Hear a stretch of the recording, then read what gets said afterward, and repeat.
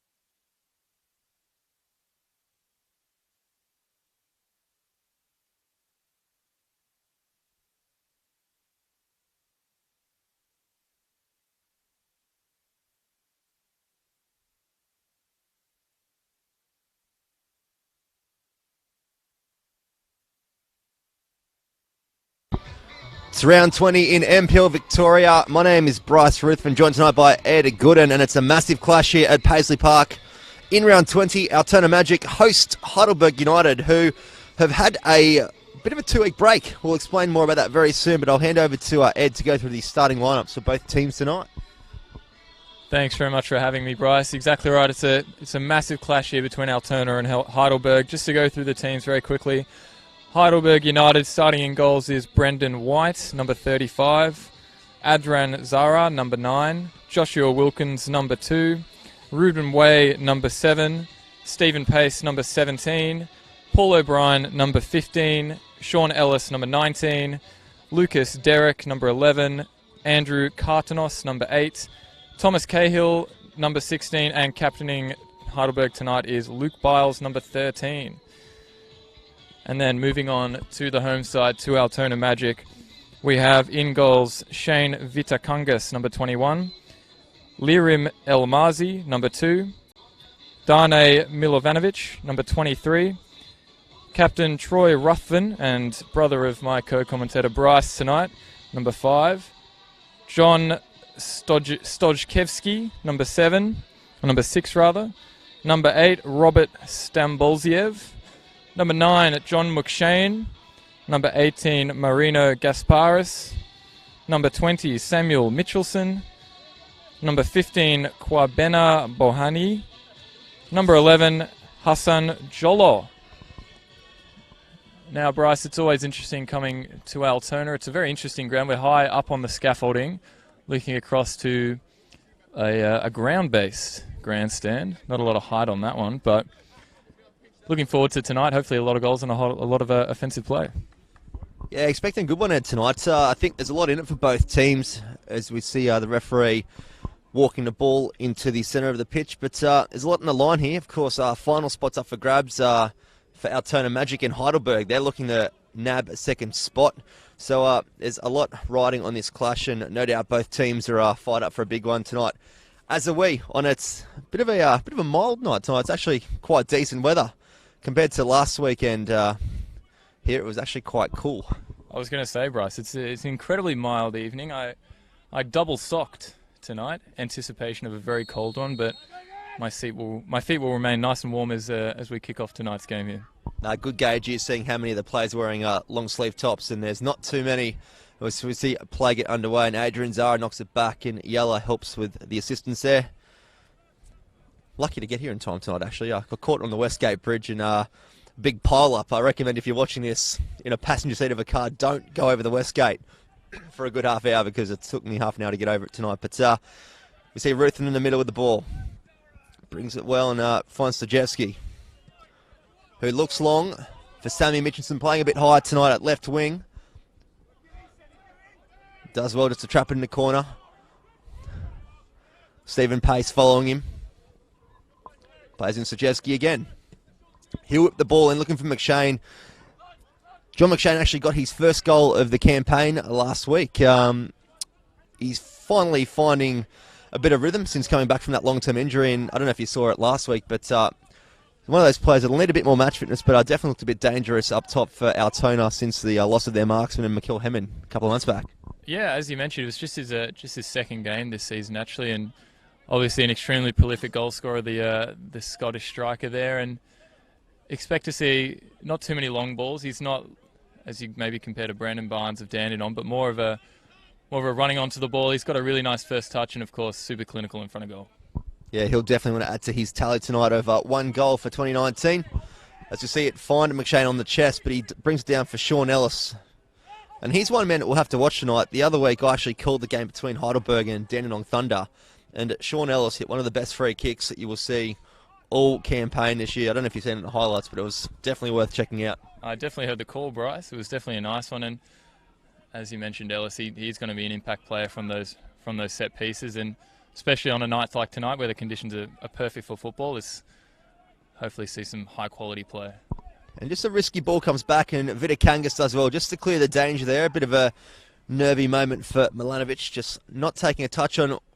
I must admit, actually, it doesn't look like a bad Paisley Park tonight. We've been here many a times. Last game in particular, it was very soft and boggy. As we see a shot here just go across the face of goal from Tommy Cahill. But is this your first time to Paisley Park? It is my first time to Paisley Park, and it's a pleasant drive for me, I have to say, maybe compared to yours. But yeah, no, it's a nice homely venue. As I mentioned earlier, we are up quite high, but I was watching the under-20s game before, and being stationed quite down low amongst obviously a group of extremely passionate fans here in Altona, it's a really nice place to watch football. It's always good to see the Heidelberg fans. They travel like any other good fan base does, and the Shavapi stand is definitely in full steam tonight over there. It's last week it was that windy. There was not even any smoke here, so it's a rare sight unseen at Paisley Park as we see Heidelberg in a great position in the far hand corner, looking to get use of an early chance if they can. Ball bounces in, and the ball's just cleared by Stajewski. Do well to clear it there. It's across the face, and a late strike and a good save down to his right-hand side from Shane Vitakangas to earn Heidelberg the first corner of the evening. I was going to say maybe the Altona boys should have closed down, but it was taken from so far out that Vitakangas he did well to get down, even though it did bobble slightly on that turf bit. But Heidelberg now with a corner, and they choose to take it short. Finds Zara short, and Ellis gets it on his left peg. Whips it into the back post very deep, but Cahill is there across the face, and Vitakangas, all 6'7" of him, needed that to grab it. Yeah, he's a very tall keeper, tallest in the league, I believe.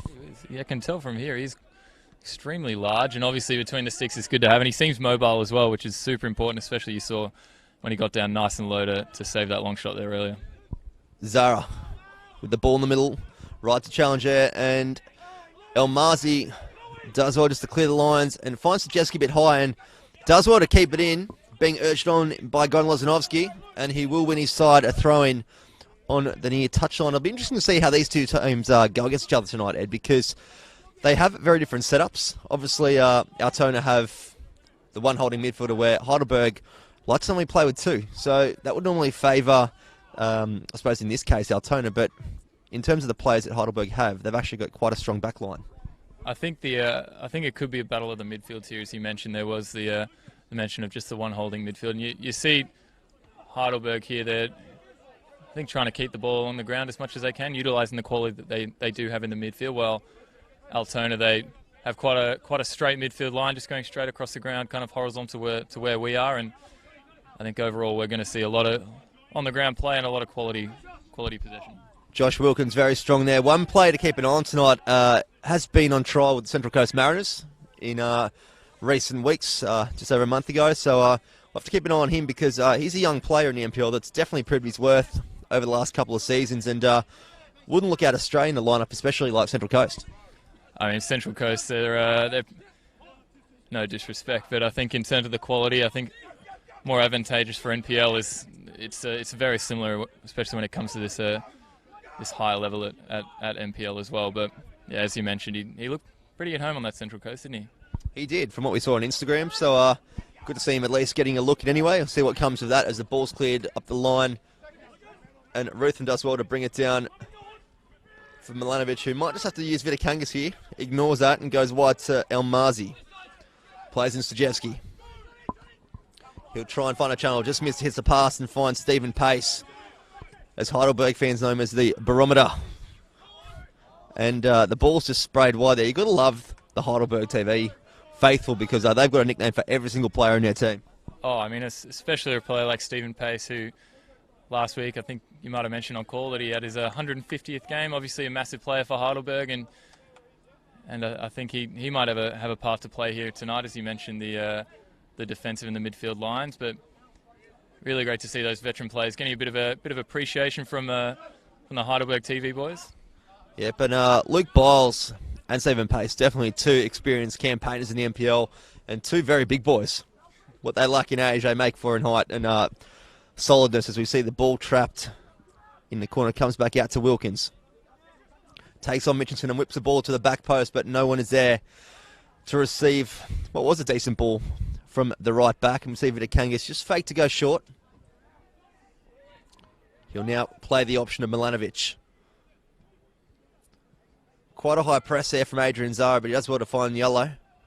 And he'll use his pace to go up the line here, and he's got John McShane at the back post, but he has to go one-on-one again and gets it on his outside. Does very well to get that there, Hassan Yellow.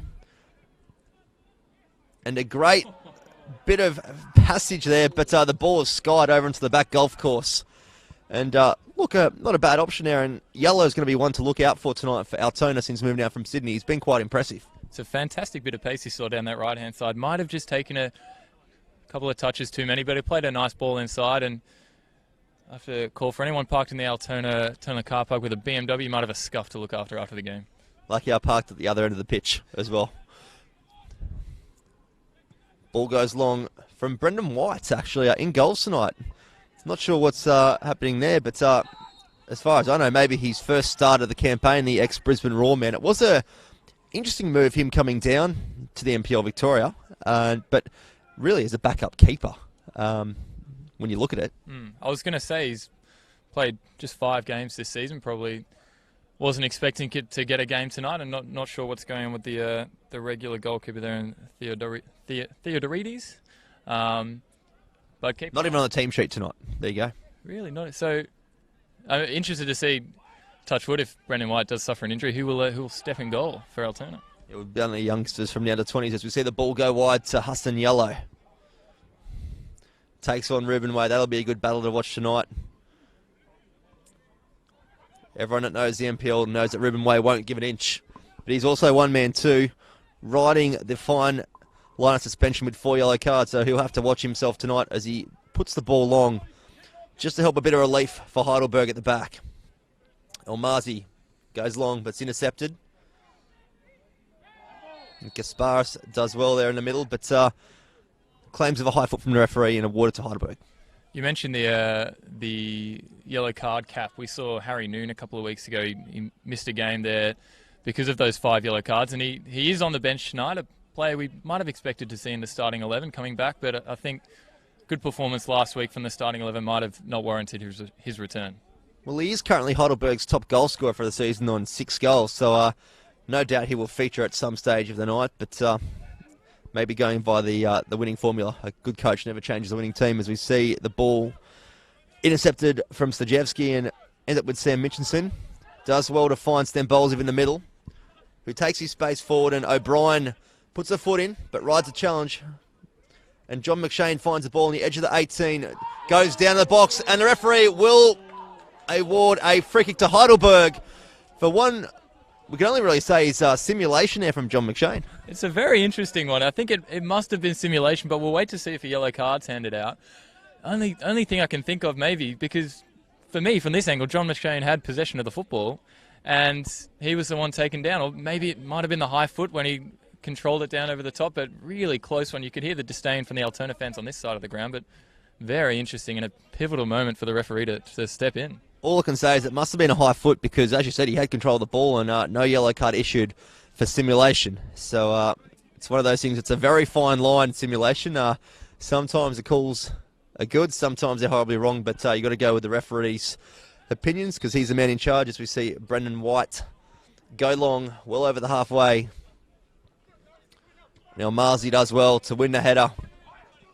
And McShane again in a battle. This is going to be a big one all night, and he's in the back there of Stephen Pace. Obviously not too happy with that decision 30 seconds ago from the referee. And it was with that man.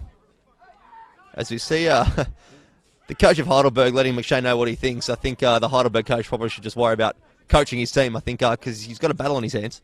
It is a bit of a battle down here, and I think that's part of the gig, maybe playing a couple of mind games with the opposition players there. But as you mentioned, McShane, he's playing a big role in that centre-back position against, or rather he's playing a big role against McShane, and should be interesting to see that battle as we move further into this game. It is that man, Stephen Pace, just looking long, trying to find Sean Ellis, but he's caught just behind some Altona, and Leo Marzi just scuffs his clearance there and finds Tom Cahill, who will come central to Luke Biles, who just decides to settle it. Wilkins into Cahill. Good bit of play by Heidelberg. And O'Brien slots in Sean Ellis. Gets on his left foot. And it comes off the head of Josh Wilkins, and a strong challenge there from Stajewski, and it ends up with a Heidelberg throw-in.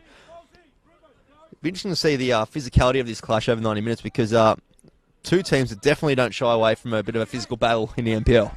Now, as I was checking the yellow card and red card stats before coming to this game, we saw several, which is understated in the NPL, but as you mentioned, two fiery teams, especially at home to Heidelberg, when the crowd could be getting involved, and with the referees not afraid to make decisions. But I think I don't mind seeing a little scuff up every now and then. Oh, it's part of the theatre of the entertainment of football, isn't it? Really, at the end of the day, as we see a turnover in the middle of the park, and Stan Bolsiev does well just to play it short, and the battle resumes between John McShane and Stephen Pace. And this time McShane gets dragged back by Stephen Pace.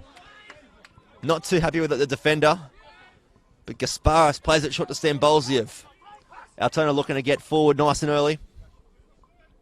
And O'Brien trying to get a challenge. But Stan Bolsiev does well. And Brendan White does equally as well to come and claim that in the 6-yard box. And a chance to break here through Adrian Zara. My apologies, Ruben Way in the middle of the park. Gets the ball on the second option there. Ruth tries to win the challenge, and the ball comes in. Cahill's free, but heads it straight to Shane Vitakangas. For a marksman like himself, you'd pick him any day of the week to put that in the corner. Tommy Cahill, I feel he should have got a little bit more pace on that one, but credit to Ruben Way. He's done super well down that left-hand side. You hear the calls from the coach for the right back of Altona to hold, but he didn't, as Ruben Way faked the cross on the left-hand side and got a nice ball into Tommy Cahill. Unfortunately, as you mentioned, not quite enough pace on that to kind of generate an aggressive effort. And it's really a bit of an end-to-end game at the moment. Both teams having plenty of attacking chances, as we see Bahini caught out of position here, but Milanovic does well to at least find the right zone, and Ruthven does slide in there in the middle of the park. Cahill does well to find Wilkins at the right back. Few players are slipping over here. The surface obviously a little bit slippery underfoot. As we see, a great ball played in for Josh Wilkins, who does equally as well to keep it in and find Tom Cahill. But Liram Elmazi up to the task and clears to Gasparis, and they're out here on this left-hand side as he finds Sam Mitchinson. And it will be an Altona Magic thrown on this near touchline.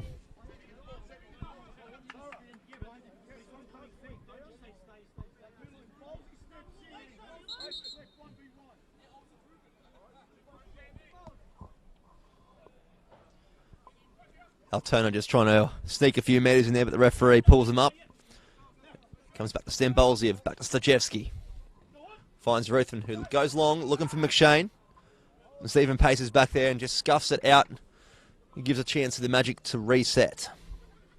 It's a very, I feel it's very favoured to this left-hand side so far for Altona. They're using Johnny Stajewski just to start those offensive moves and hopefully move it down with a little left back to left wing play, and then hopefully finding John McShane in the middle. But as we see him just pushing past the Heidelberg player, but he's done well to hold off and draw a foul as well.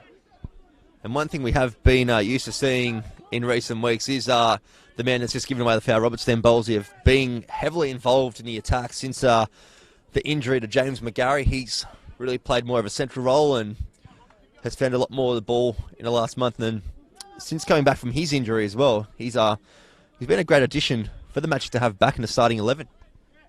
Yeah, I got to say it was difficult seeing that injury come through, but he stepped into that kind of off-kilter role quite well, kind of providing a nice stronghold in the midfield there, but Altona, that's a very, very deep squad. They do have those kind of players who can step into a number of different roles. Of course, tonight missing from the centre of the park, Michael Lee received a red card last week, so he's on the pine tonight having a break as we see Ruthven clear the Tom Cahill turn. And Sam Mitchelson does very well there and gets dragged back from Paul O'Brien. Surely a yellow card in the first of the evening here. And the Altona Magic players aren't too happy with that. And Paul O'Brien will see a yellow card. Probably a well-deserved one, to be fair, in the scheme of things. Oh, definitely well-deserved. I think Paul O'Brien's done well, and one of those professional fouls, I think, but unfortunately that's going to be the consequence, especially in a game like this. But referee making the decision to maybe put his foot down and kind of censor these fouls that might be coming through a little bit too hastily for his liking. Gives the Altona a chance to get some easy meters, and Ruthven goes long to the back post, looking for Yellow, who ends up with the ball from a poor clearance. Stan Bolsiev. He's got Ruthven in the middle, but decides to go himself, and Brendan White just decides to clear it out, and Elmazi does well on Tom Cahill. It's a big battle for him tonight. And he's forced to chase back again. And draws the foul, and Elmazi might also find himself with a yellow card here. And that will be his 8th of the campaign. So he will now miss the Bentley Greens clash next Friday night at Kingston Heath. Definitely something that will give Gordon Lozanovsky a bit of trouble. I was going to say he could pull his hair out, but hasn't really got much on top in a polite way. That might be a good thing, considering it might have been gone based on that foul. But it's going to be a big game next week against Bentley, as we see that it's a race for the top at the moment. But really well done by Lukey Derrick to control it with his head, bring it down, and just skip his way past. But as we see the Heidelberg coach getting involved with some spectator banter just beneath us, the fourth official trying to get involved. Not sure if they're Heidelberg fans or Altona fans. It's hard to pick the difference, but someone's not happy with the coach of Heidelberg anyway.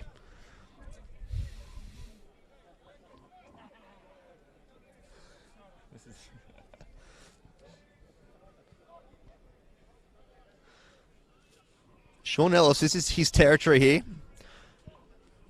Did net one against Dandenong Thunder, and he gets it on his left again and goes to that top right corner, and very close, and only millimetres away from that top right-hand corner. Gee whiz. I was about to say the left foot might have been slightly less favoured for the right foot if he was trying to whip a ball in, but just trying to find that near post with a really firm left foot strike, and Vitikangas in goal. He might have struggled a little bit to reach that, even with all 6'7".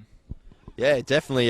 Sean Ellis was on target there. That was definitely in the back of the net for 1-0. But Vitikangas keeps the score at locked at 0-0, and the ball goes long from that man in purple. Milanovic just clears the ball there, and Gasparis plays the ball looking for Yellow. He's got a bit of pace here, and he has got to the ball over Ruben Way. Tries to dink it around him, but Ruben Way regathers and takes the poor touch and knocks it out for a corner. I saw the pace of Yellow again. That was a ball where probably only one or two players on the pitch could have reached that, and he's just ducked past Ruben Way as well, putting him under a ton of pressure and earning his team a really dangerous position now with a corner with a lot of big men in the box who could nail one through with the head. You do often see the Heidelberg coaching staff around it all. Imagine since coming down from Sydney, they would have done their research on Yellow and knows he has some pace as the ball's whipped in from Stan Bolsiev. And Brendan White does well to claim that over the man we've just been speaking about, Huston Yellow. He has been, well, I should say has given Altona a bit of a different dynamic since moving down south.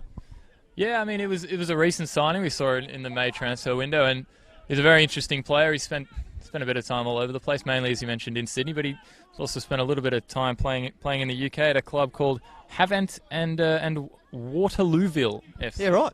Very interesting one, very interesting name, but I'm not exactly sure where in the UK. Neither am I. It's an interesting one, but it's really good to see him galloping down that right-hand side for Altona now. Ball comes across the face of goal, and Vitikangas misses it. Milanovic gets half a clearance in, but the ball ends up out wide.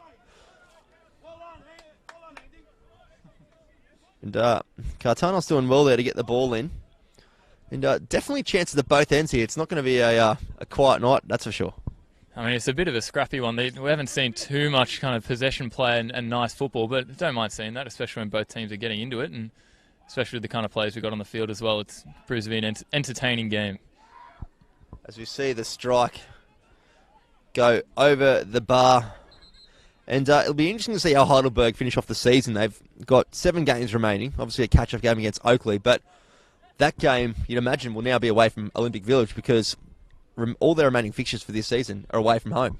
It's a really interesting one. I was very perplexed by the abandonment of that game. Of course, weather did deter anyone from going on. It's such a shame, though, because Olympic Village, as you mentioned, is super historic ground, and one of my colleagues, Josh Parrish, was very much looking forward to calling that one, but it's going to be tough with the amount of games they have away from home, and with the game in hand, even with a win here, they could jump up to as high as second if they can overtake Bentley Greens. But it's going to be very interesting, and everyone should, of course, stay tuned to catch the title race.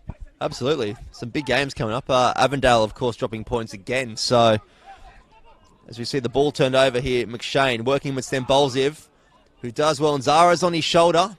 And he gets a shot across, but Brendan White down at his near post. And a good chance there from Altona, and Ruben Way goes long looking for Tom Cahill. Finds Bahini, who finds Ruthven. Play shots McShane. Some good interplay there, and Bahini looks for the switch.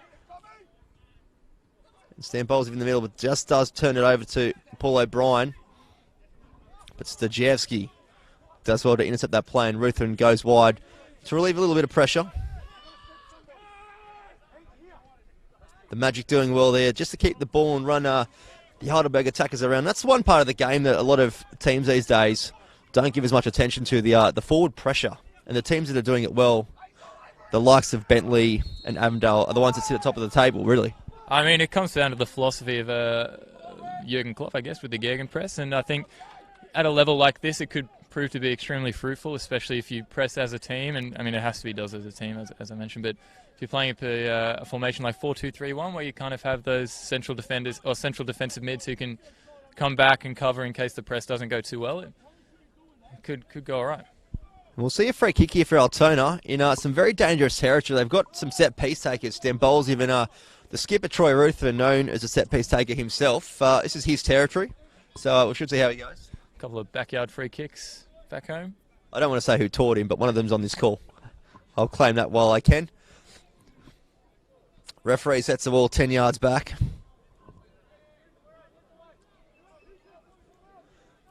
It's about 30 yards out, this one.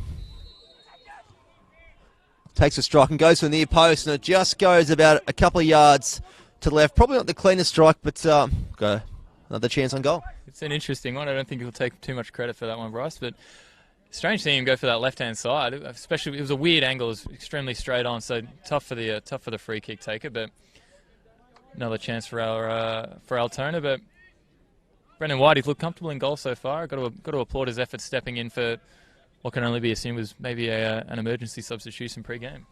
Yeah, if you do know why Heidelberg are missing their regular keeper in Theodorides, let us know. Any information, we'll take it. Definitely like you getting involved in a call. You can get your comments coming through the Facebook live stream, or of course through the YouTube platform as well. We'll get to the best comments of the night, or any bit of information that you've got on either team. We'll look at that one too as Vitakangas goes long. But no real target there for Altona. And Kartanos looks to release the ball, and Ruthven, just to settle it down, does very well there, just to calm things down. And finds Stambolz in the middle with a little bit of space here, and he's got Yellow to his right, McShane in front of him, and uses that option of Yellow, who will go on one-on-one with Ruben Way. And he gets a slip in there, which does play in the favour, and Yellow goes on the left foot, looking for a free header, and it's offside, even though it is in the back of the net. And the chance there from Sammy Mitchinson. John McShane not too happy, saying that he was onside, but I think by the looks of it from up here, they were probably both in the offside position. It's extremely unfortunate for Altona. As you saw, Yellow, he kind of had Ruben Way for dead there with a cheeky ankle breaker and a fantastic left foot cross onto the head of John McShane, but just offside. And it's tough to tell from this angle, but I'm going to trust the referee as he does have best angle on the ground. Ball goes long, and Almazi gets clipped. And just a clash of bodies there, and it results in a free kick.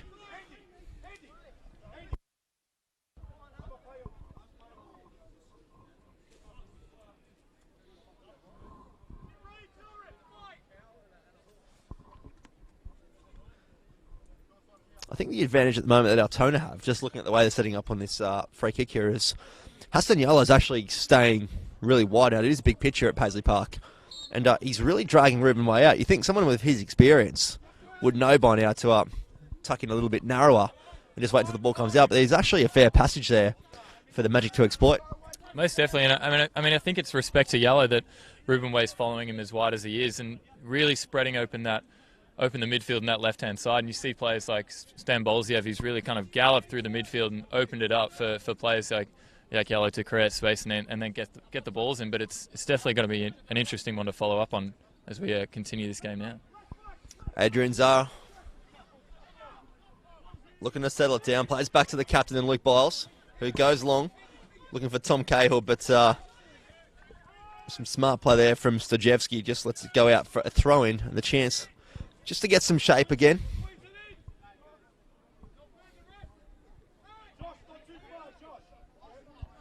Looking for an option in front. Not too much movement at the moment. Ruthven goes short. Plays him back, and Stojevski just scuffs his shot and puts his head down. It was a pretty simple pass there, really. He should keep his head down after that effort, but I think the Heidelberg guys, as you mentioned before, they're doing a lot of press, and I think if they can give Tommy Cahill a little bit more service, he's kind of been left stranded at that number 9 position for a lot of tonight. Wilkins does well to get the ball in, looking for Cahill. And Milanovic just clears it out to Stephen Pace. Comes back in with Paul O'Brien. Beats the one in the midfield and it comes out again to Wilkins, who puts the ball across, and Milanovic just clears it this time. And Vidakangas will have the chance to settle things down here, and scrappy bit of play, but another chance you could add to the list. I think it was a little bit too scrappy for my liking, actually. I think Josh Wilkins, he had the overlap option there. He could have maybe slowed the game down a little bit and wait for options to get inside the box, but as I mentioned, Tom Cahill had a pretty big chance there as the ball kind of came looped in, but just kind of maybe lost it. I would say probably not in the sun, but lost it just in the air there. And I'll tell you what, just that previous passage of play there, John McShane's getting manhandled tonight, so it's going to be, knowing him, he won't like that all too well, as we see a very short 10 here from Heidelberg. Referee's happy with it, and Ruthven will be forced to go long. Looking for McShane, and Brendan White does very well there to come out and claim it, because John McShane's not the shortest man.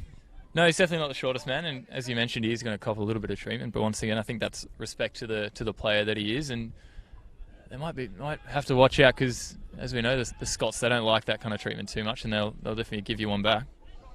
A strong challenge in the middle there from both players. And Elmazi reads that very well, and he's got some time and space to go forward here, and McShane just a touch too far away. And the youngster does very well to intercept it again and find McShane, and he'll go forward with him and look to regather, but McShane finds a deflected pass coming back, and Stephen Pace does well in that battle, and now he's got some space to go forward. It's the battle of the centre-backs at the moment at both ends of the pitch. A strong challenge there, but it's ridden quite well, and Ruthven does well to go to win that ball. Not happy with the challenge, but referee waves it away.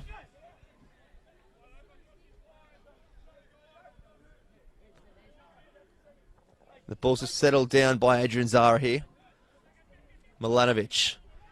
And now Altona will get a chance just to step up here a little bit. Definitely some strong challenges coming into this game. A lot of strong challenges. We mentioned a couple of players who are getting manhandled. Lucas Derrick there, he's just getting almost beaten up in the centre park, and he's not the biggest bloke, but if he finds a little bit of space, he could prove to be dangerous. And if the Altona guys maybe give him one extra step, as you saw the left back there, who copped a yellow card for not stepping forward fast enough, but he'll be another player to look out for, especially with a man like Tommy Cahill in the middle who'll be able to meet some crosses. Well, Lucas Derrick probably is the man that is keeping Harry Noon out of the starting 11 at the moment, because they're playing in a very similar position, but he's done well since he came in to fill the void left from Harry Noon when he was suspended.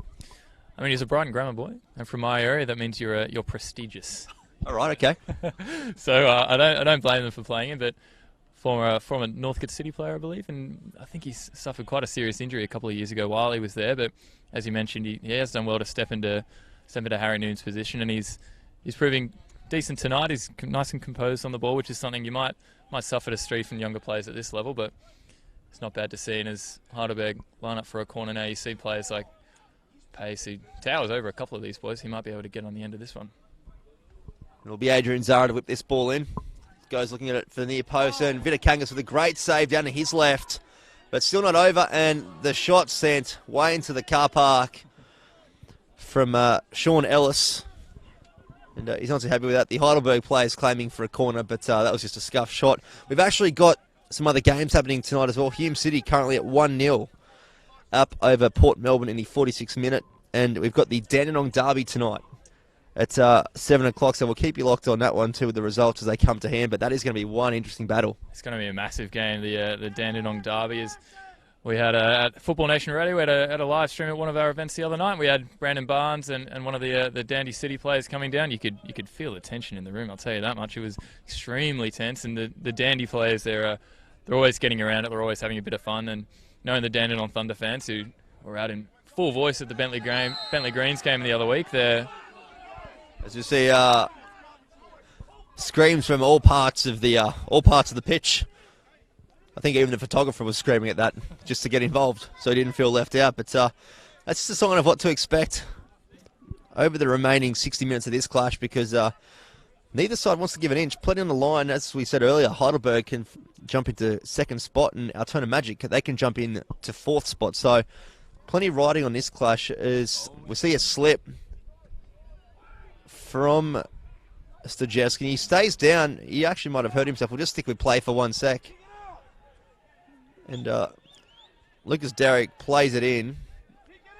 And the Altona Magic players will now put it out. As we see Johnny Stajewski just stay down after that slip. It is a bit of a soft surface here. You won't be able to tell from the vision, but having walked over it last week, it's one of those surfaces that really just doesn't really dry up this time of year. Spongy, the word you might be looking for. I didn't give it the keyhole test before the game, but I can tell from up here that it might suffer a little bit even in the wet, even on a dry night like this. But interesting to see what Stajewski's pulled up here. Then obviously doing all the tests, and it unfortunately didn't look like an impact one, which is the hope it is for these kind of ones. But hopefully he's up and around, and maybe it's just an organised drinks break.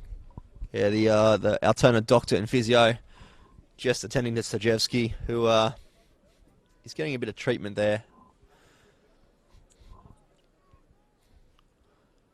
And it's interesting to see in these stoppages where you have the teams and how they handle it, because a bit of a break like this one, normally players will just stay in spot, but both teams have actually come together just to have a bit of a chat, and that's just a sign of both teams really feeling the tension at the moment. Exactly. I think it has been quite a confusing game, even though for the players, no one's really settled into things. There's been a couple of fouls here or there that have kind of thrown off the pace of the game, and I think both teams are able to settle it down a little bit and utilise the nice flat surface here we have at Paisley Park. It might warrant a couple more offensive chances coming our way. Well, you think in terms of surfaces, Heidelberg would be used to playing on their home deck, which is usually in pretty good condition. So teams do find it quite challenging coming here to Paisley Park, mainly for the surface and the hostility of the place on a good night, as well as we see Adrian Zara with the ball in the middle of the park. Goes out to Kartanos, who just turns the ball over to Bahini, who does well there just to reclaim a poor first touch. And Stambolziev just thinking one step ahead of Hassan Yalla there, and a bit of a chance gone betting because they had some numbers on that far touchline. Yeah, it definitely did, and it was that partnership again of Stambolzi and Yalla who've been working together well. Stambolzi, doesn't seem to really be favouring either side. We've seen him both on the left and on the right. He's been working super, super hard, and I'd probably describe more as a box-to-box midfielder, but going across the ground as well. And when he does get the ball, he's always got his head up high, always looking for that pass to his front three.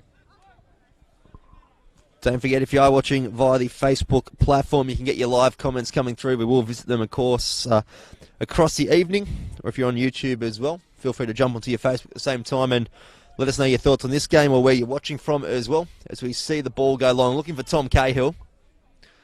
Gets a slight touch for Josh Wilkins, who will lock it in the corner. He does quite well and will actually end up winning his side a corner. Last touch coming off Lima Marzi. Could be a fine there for Almazi. Might have been a cheeky nutmeg. He did cop one there. I'll have to see the replay to confirm the financial situation for him, though. But corner now for Heidelberg, and a little bit of danger now for Altona to deal with. Sean Ellis whipped this in. Looking for the back post. And that man, Tom Cahill. And Altona do well to keep it in there. And Troy Ruthven will be forced to play it long, no short option, and puts it out, and it will be a Heidelberg throw in just near the halfway line. It's always been a battle of the goalkeepers here tonight, as Vidikangas and Brendan White. And Brendan White, of course, thank you. They've had a fair amount to do with, but just a lot of good conventional goalkeeping as they've risen high and got a nice fist and good clearing one there from Vidikangas using all 6'7". It's one of those games where there's really 22 good players on the park, so it's a good game of football to watch this one. As you see the ball turned over, Sean Ellis can't quite get the one off Stojevski, who seems to have recovered well from that slight slip moments ago. And Josh Wilkins will look for an option in front. He's got Sean Ellis moving away and Tom Cahill going into a battle with Elmazi. And Milanovic will just try and clear his lines. Can't really do it. And Tom Cahill goes down quite softly, and Tom Cahill not happy with that one. You got to ask the question if John McShane got booked for something far worse than that, or got pulled up. I should say, didn't get booked, but very similar course of action, don't you think? Well, it might. I think the John McShane one is still up to a slight amount of debate. But if it was simulation, then yeah, I think Tommy Cahill might have been in trouble there. But referee, I think he's done well to kind of calm the game down a little bit. You don't see as many tackles kind of flying in and taking players off their feet. But once again, it's going to be an interesting one. There's probably about 15 minutes left in this first half, and really firm shackle there from Elmazi, who's had a bit of an eventful game so far on this left-hand side. Well, he may as well make the most out of tonight, because he'll be on the sideline watching his side play Bentley at Kingston Heath next Friday night, earning his 8th yellow card of the campaign. That's a lot. You're right. Ruthven just goes in the challenge there and does well to keep it in the field of play from being a corner, but it does end up with a Heidelberg throw-in deep in their attacking territory in that far-hand side.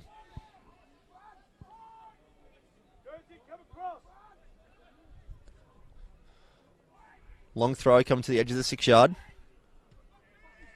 And Sam Mitchelson doesn't muck around and plays it long to John McShane, who does well to trap it in. And there's numbers on this left-hand side if Sojevski can release quick enough.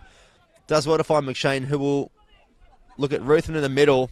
Good bit of composure there, and Ruthven just being forced to play it back to Bahini, who's just cut out with a poor pass. And Lucas Derrick, very nice bit of play there, but does slip on the surface and ends up back with Bahini again. Back to Milanovic. Finds Stambolziev, who will find Mitchinson and can get the touch on Stojevski. He's got some space to go here and some good numbers in the box if they can find it. And McShane with a chance that goes over the crossbar. And that's what we're kind of used to seeing from Altona Magic. And McShane could have put them up just before the halftime break. It's a really tough chance for McShane, but if anything, he's done well to keep it as low as he did. But Stojevski with a huge amount of space on this left-hand side to get a ball in, and I think Stephen Pace might have just given McShane a little bit too much space in the box, and getting a hold of that left-hand foot, not able to get it on target. And Heidelberg just caught napping it there.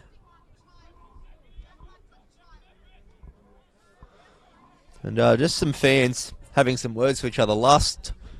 A couple of weeks ago, when myself and Matt Sultano were here, there was an incident which we won't repeat again, but fingers crossed nothing escalates to that standard again, and we'll keep an eye on that on the side of camera. But there's plenty of action on the pitch, definitely worth keeping your full attention on, as we see the ball played back in and Bahini go for a bit of a walk through the middle of the park. And Brendan White will end up with this one. Here we go. And we've got and some Heidelberg fans just getting involved, stealing a scarf off an Altona Magic fan. So a bit of drama on the sideline. We'll just keep an eye on that, but we'll also keep an eye on the action on the pitch as we see the ball end up with a goal kick to Shane Vidikangas, who has got him a short option here. Decides not to use it and tries to get his boys just to squeeze across.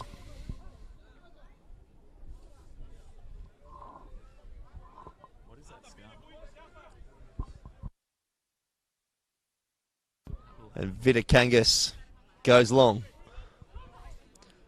Looking for McShane, who does well to beat 2 men in that challenge, but no one there looking for the second option, and Gasparis just scuffs his shot, puts his body on the line, and Stephen Pace this time scuffs his shot as well. And Troy Ruthven climbs very well with a good header and gives McShane a chance, and Stephen Pace comes in at the very last second to defuse that situation, but a great ball from Troy Ruthven and McShane. Another chance gone begging. Stephen Pace has shown a huge amount of legs there as he's managed to get back and intercept John McShane. He was clear through on goals, waiting for the linesman's flag to possibly go up and motion for an offside, but nothing came from that. And McShane, you'll have to give that as a chance miss, but Stephen Pace, credit to him, he's worked extremely hard to get back and cover for Heidelberg. That should have been 1-0 as the ball's whipped in from Stan Bolziev, looking for McShane, and Brendan White goes down, and the referee awards a free kick to Brendan White with a couple of minutes remaining in the first half and plenty of chances. I thought driving here tonight, I thought it was going to be a very tight game. I picked a 2-0 or 2-1 scoreline to one of the teams. I couldn't decide which one was going to win, but I thought 2-1 seems like a pretty fair thing when you look at the teams that they've got out in the park tonight. It's going to be an exciting second half if you're still estimating 2-1, but I think McShane, that would have been a fantastic chance for Altona to pick up just before this halftime break. Really changes the team talks that both coaches are going to give, but you see Stephen Pace clearing that one away. All credit to him once again. And Cartanos ends up with the ball here, and a great slip pass from him, looking for Sean Ellis, and Vidakangas up to the task to clear it at the halfway point. This game's definitely opening up in the remaining minutes of the first half as Adrian Zara goes long and finds Cahill all on his own. Great touch and slits in Paul O'Brien, and Wilkins just dinks it in. Not the right ball there, and the coaching staff of Heidelberg absolutely fuming with Josh Wilkins because I think he knows himself he picked the wrong option. As we just stay with play because Bahini's got some space to work with here. He's got Yellow in front. Declines to use him now. He decides to use him in a strong challenge from Ruben Way. Misses the ball, and Hassan Yellow finds McShane on the edge and goes for the near post and just can't quite find it, and the referee will come back to have a chat to Milanovic. Let's hold that.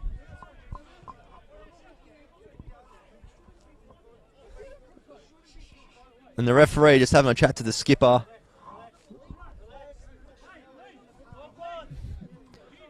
And it will be a goal kick.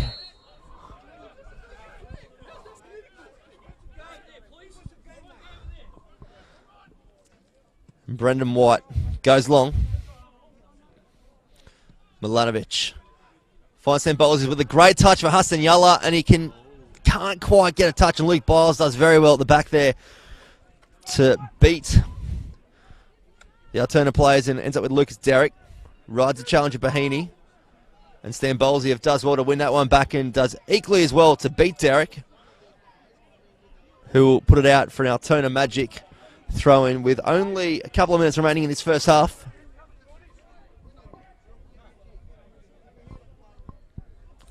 Bahini. And Sean Ellis plays it back to the safety of Brendan White, who decides to go long and finds Adrian Zara all by himself, as we see 1 minute of added time added on. Luke Biles finds Josh Wilkins, finds Katanos, who again finds Josh Wilkins, who takes down to the byline, does well to get around, and does equally as well to keep it in, and El Mazi just comes in to smother the situation, and it's really, both teams are really finding a lot of space in these wide areas. I mean, Josh Wilkins, he's done really well to hold on to that ball and keep it in play, but a corner here, as we heard the Heidelberg coaching staff motioning for last kick of the ball, could be a huge chance now going into this going to the first half break. The corner comes in from Ellis to the near post and finds Cartanos. Heidelberg players claiming for a handball. Referee waves it away as he takes a look at his watch, and that will be the halftime break here. 0-0 at the halftime break between Altona Magic and Heidelberg United. Your final thoughts of the first half? It's a super interesting game, and it's a really strange one as Heidelberg and Altona. There's not a huge amount of quality, but We see a bit of back and forth from both teams. It was roughing up a little bit, but the referee did well to keep those in check. But so we mentioned the goalkeepers as well, Brendan Wright and Vitakangas, who had a little bit to deal with, and McShane with those 2 chances at the end of the half there. And there's plenty of action off the pitch too, so probably a good time to take a half-time break. We will be back in about 15 minutes. It is round 20 of the NPL Victoria. Altona Magic versus Heidelberg United.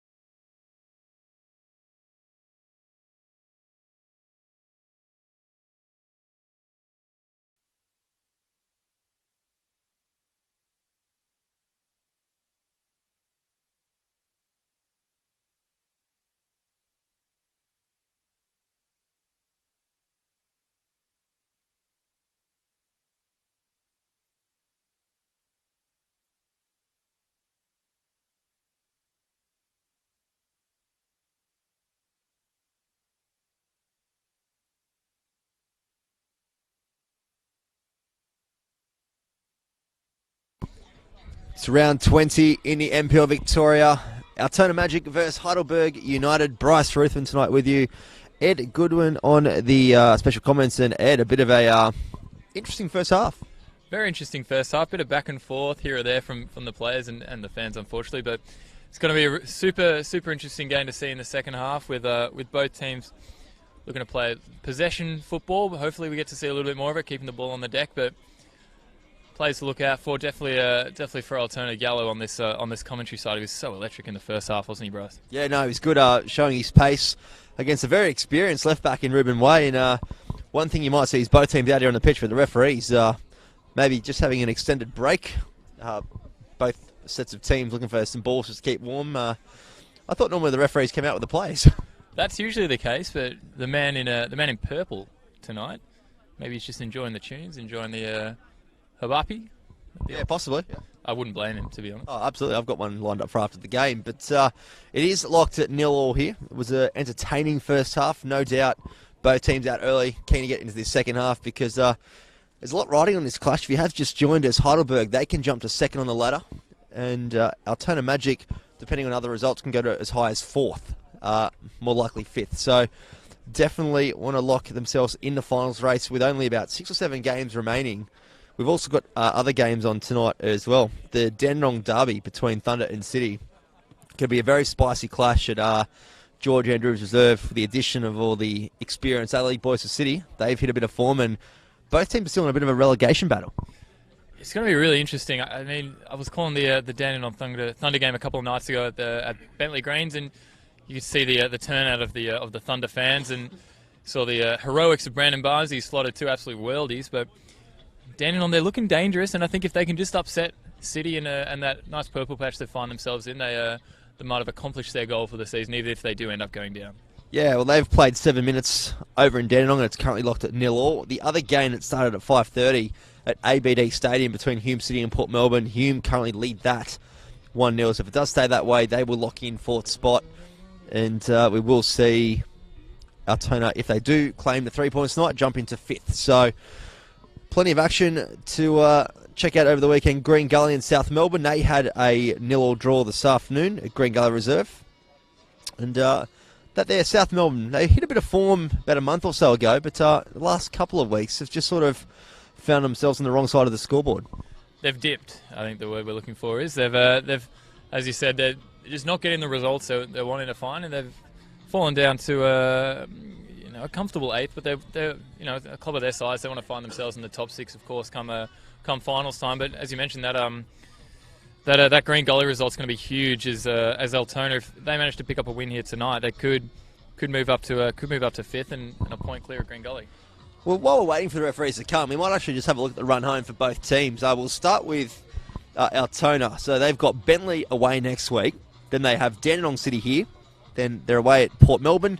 Home against Avondale, away for South Melbourne, and then finally their last game of the season at home here at Paisley Park against Pascoe Vale. Looking at that run home, it's a bit of a tricky one. There are some teams there that really will be looking to keep their spot in the top flight for next season, but also a few teams they come up against that they need to beat if they want to be a finals team this year. It's a bit of a wild run home, I have to say. Players or teams all over the shop, really, and I think the difficult one for them could be the City game. I mean, the purple patch we see them in, if they do manage to pick up a result against Thunder tonight, they could have a lot of confidence going into that one. Yeah, and Heidelberg, they've got a game in hand at Oakley. Was supposed to be played last weekend at Olympic Village, but now that the ground is out of action, that will no doubt be played at a different venue. They've got all away games against Kingston, Bentley, Dandenong City, Port Melbourne and Avondale, and then end of season at Lakeside Stadium against South Melbourne, the traditional derby. They too don't have the easiest runs home either. Definitely not. I mean, I think in a competition like the NPL where every team holds a lot of danger and they've got so many quality players, it's going to be really difficult. But I wouldn't mind seeing both these teams in the finals with the football they're trying to play and with the quality of the players they have. And do see the referees joining us now out on the pitch, Bryce, looking to get this second half started. Do you think Heidelberg can claim top spot and end the campaign? I think you mentioned earlier the fact that Avondale have been dropping a couple of points here and there, and Heidelberg, they have so many quality players, and they have so many players who can strike red hot form and really win a couple games for them here or there. And it's not a huge difference if they pick up a win tonight. Yeah. What about Altona Magic? Can you see them sneaking into the final spots? I wouldn't mind seeing it. I mean, they're sitting in 6th at the moment, so if they win tonight, they'll move up to 5th and then equal on points with Hume City, who, theoretically they could even go up to 4th. But Melbourne Knights as well, they picked up a really, really tasty win against Avondale, as I mentioned, dropping points again. So they'll be another team to look out for come finals time. Yeah, there's definitely a good 6 or 7 teams who can get involved in finals if they hit some form. As we see just a play down at the moment. Looks to just be getting a lower back rub. And it does appear to be Kobe Bahini. He's copying a slight knock in the opening stages. There could be a stop-start second half as we see Bahini just stroll off there with the doctor and the physio for Altona. So fingers crossed for Altona fans. He's back on the pitch in moments as he does appear right and ready to come back onto the pitch. And Milanovic goes long, looking for McShane. Can't quite find him. Zara plays it back to Luke Biles. Just dummies there, and McShane fell for that one. And looks for Tom Cahill at the back post, who does very well there as a target man. Finds Kartanos. And Yalla intercepts again. He's had a very good first half. And he does well to get the ball back here again. And as we say that, commentator's curse, he takes over the sideline. Unfortunately, you did mention Yalla. He did such a blistering first half. And it's going to be interesting to see him on the commentary side. See him on the ball there. He's got a fantastic first touch. And you see oftentimes, see Lucas Derrick moving forward now. And Tom Cahill ends up with an extra touch out wide to Josh Wilkins. Look to get the ball into the penalty spot. Can only find Gasparis, who just sprays his ball over the touchline out of danger. It's one thing you'd like to probably see from Altona Magic. They're good at intercepting the ball, but in terms of what they do with it in the next phase, they seem to panic a little bit over other teams, I've noticed, having called them a couple of times. They've got a few players that just probably need to just compose themselves a bit because, for example, Gasparis there, he had a bit of time and space in the middle as we see a play go down, and Lero Mazi breaks here, but the ball's intercepted again. Exactly what I'm talking about there. Just a bit of composure as the ball comes in and Ruthven clears it out for Sam Mitchinson. What are your thoughts on how Altona try and transition? I think they've got so many quality players with a lot of pace. If they can just find them with that, second or third ball, especially when they're intercepting and they're using their anticipation to read Heidelberg, they might find themselves in a lot better chances moving into the final third. There's a chance here for Heidelberg if they can get the right delivery, and that unfortunately isn't what they were looking for because Tom Cahill had a bit of space at back post, but Kartanos looking for that near post, but Vitakangas quite comfortably in the end clears that and looks for the quick release. And he does find Robert Stambolziev and also finds the sideline as well. I think Vitakangas was anticipating a 9-foot-tall man there on that left-hand side, but unfortunately found a slightly shorter man. You're not going to get that with Robert Stambolziev. He's not the biggest of men now. As we see Heidelberg with a throw on the far touchline. Wilkins goes long. Finds Ellis. Having to put it on the right-hand side. Does find Tom Cahill. And Stajewski looks to have recovered well from that first half knee injury that he did pick up to take his place in the second half, and he knocks that ball long, looking for John McShane, who just tries to deflect it on, but Heidelberg up to the task, and they've taken the ball over the sideline, so it will be an Altona Magic thrown on that far-hand side in front of the grandstand. Heidelberg finding a little purple patch in the side of this first half. I think maybe the game plan to keep it on the deck and keep it nice and composed. Maybe give Tom Cahill a bit more of a chance to hold up the ball and distribute to his left and right wingers. But don't mind seeing that. Possession play. It's a bit more attractive football, I reckon. Appears to be one of those games that it needs a goal to break it right open. There is a lot of tension. You can just sense it amongst both teams looking to get the 3 points tonight. And I just think whoever can get that first goal, you'd imagine would go on with it. I think definitely it's a game that's kind of just begging for a goal, begging for it to open up and to kind of streamline. I think, as you mentioned, both teams are a little bit afraid. Maybe they can feel how important this game is, and they're not looking to take too many chances, take too many risks. Yeah, both teams have set up very well tonight in terms of formation, having the different styles of play. They've definitely had their moments to to get on the attack and find that transition and break into the wider areas, because that's where the game will be won tonight, as you see the ball played into one of the wide areas for Paul O'Brien. Derek plays it back to Wilkins. He'll keep it short there with O'Brien.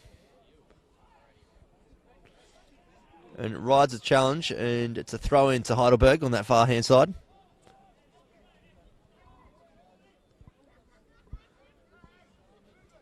Defensively tonight, both teams have actually done quite well when they've had the threat of danger. They've really been defending in numbers, really, from what we've seen towards the end of that first half, particularly. I mean, you mentioned the press just before the break, and both teams working quite hard to maintain and work as a team to apply a lot of pressure to their opposition. And as you mentioned, it's a tough game to maybe offensively, not too many chances coming, but defensively you've got to have a bit of appreciation for both the defensive midfielders who we see for both sides, and of course the defence and the goalkeepers who have been providing a couple of good defensive highlights, which are often hard to come by in this level. Paul O'Brien went to look back at that throw-in because he was called for a foul throw in that exchange. So it's something at this level you don't normally see, but it has happened. And Altona have the ball in the middle of the park with Stan Bowles. He have a little bit of trickery and does well to ride a challenge and win his side a free kick.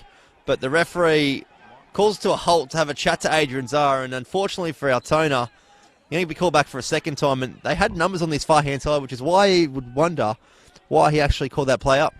I mean, I think it was to have a word with Zara here, who might have been a little bit of a professional foul, but I feel like for the referee, unless you're going to book a player, and the Altona boys are on an attack there, it's really no need to hold up the players. You heard both fans on this far side were a little bit upset by that one. Yeah, I can tell you now, the Altona coaching bench weren't all that pleased with the referee there. But he's in control, and they're still having a bit of a word to him, some of the players, saying we were open. And I think they had about 4 on 1. Heidelberg were just way out of position. But Brendan White, lucky for him, he'll have the goal kick to the right-hand side of your screen.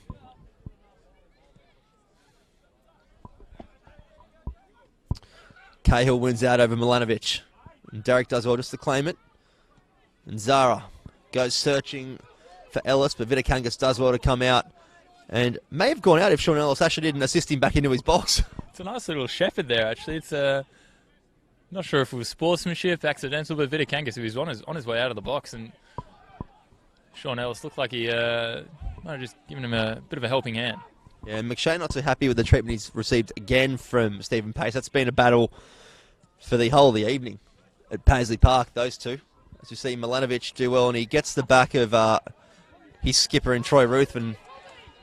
And now they're both put out of position, and there's some space for Wilkins on this far-hand side, and he'll strike it, not cleanly, but Sean Ellis is at the back post, hits a crossbar, and Stajewski clears it out. As you see, Altona opened up very simply at the back there. The Heidelberg fans, they're rejoicing now, but it's Josh Wilkins who's, I'm not sure if that was a shot or a cross, but he's found Sean Ellis on the left-hand side, and with about 4 or 5 different players there trying to block that shot. He's hit the bar, and to be honest, I feel like he should be getting that one on target, definitely, even if there was a slight bobble. But credit to Lucas Derrick there, who played a fantastic ball to Josh Wilkins on the right-hand side. That's still not over, as you see Ellis trying to regain the ball. O'Brien finds Cahill. Heavy pass to Zara. And Sam Mitchinson locks that one in. And Stajewski goes searching for Hassan Yalla, who gets a touch on, but McShane's just a bit off the pace to find that second ball.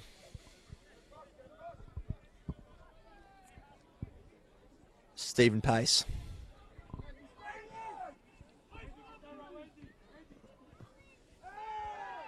Referee waves away, and Sean Ellis ends up with the ball in the middle of the park. He's got Lucas Derrick on his right, ignores him, gets on to his favoured left, and Ruthven comes in to break down the play, and Milanovic just boots the ball along just to clear it out a little bit.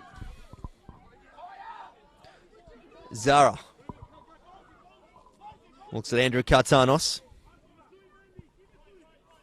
He's got Bohemian in front, does well to stand him up. The ball does come in, and Vidakangas, and a second effort there from Ruben Way, and the Troy Ruthven not too happy with the treatment that his keeper's just got, and Ruben Way has to be very careful, sitting on 4 yellow cards, and I'm going to say that should be his 5th card for that. That was not what you want to see, that kind of treatment on the keeper, and it was definitely a kick out. I'll tell you what, if he's going to get a card, I feel like it has to be the darker varieties. I'm going to say a red card too if he does issue one. Yeah, I mean, such a silly tackle there by Ruben Way. The goalkeeper did so well to courageously come out, and fair play, both players coming together. But Vidakangas, he might have copped a dirty one there from Ruben Way, and you saw the referee straight over, and he copped a bit of a mouthful from a couple of Altona players who were. And there's still a bit of afters there. Tom Cahill coming in and getting involved, and that's not one thing you want to see. A striker at the other end of the park coming and getting involved, literally to have his own say, because having a look at the replay there, that was clear as day that he had a second attempt and actually kicked him in the face. Yeah, I mean, you hate to see those second attempts, especially for goalkeepers who are putting themselves in such a vulnerable position, head over the ball and those kind of things. So it's a huge decision now for the referee. If he is going to reach for a card, it has to be red, and I'd be curious if he gives a yellow. I'd be very surprised if he actually does give him a card, because Ruben Way's just walked away, and obviously looking after the treatment of Shane Vidakangas, but normally you do see him call the player out and just ask him to go to the side, and it's just going to be a drop ball, not even a free kick. So outstanding decision from the referee. I don't know where he's pulled that one from. A bit astonishing, really. I mean, it's an interesting one. I think he might have been a rough angle for him to see, and if he didn't have a great angle, then fair play if he's not going to reward something. But from our angle, it definitely looked like a swipe there from Ruben Way, and he's got away with one there, hasn't he? He's been riding the fine line for a couple of weeks on 4 yellow cards now, and seeing a couple of his other challenges in previous weeks. Don't know what's gone on there and how he hasn't earned himself a week off, but it's just the way he plays the game, and he remains on 4 yellow cards as it stands. And Heidelberg, they look to just clear their lines and play it long, and we'll end up with Liram Almazi. He's got plenty of time and space in the middle, and a front line of about 5 at the moment to aim for. He does go looking for John McShane.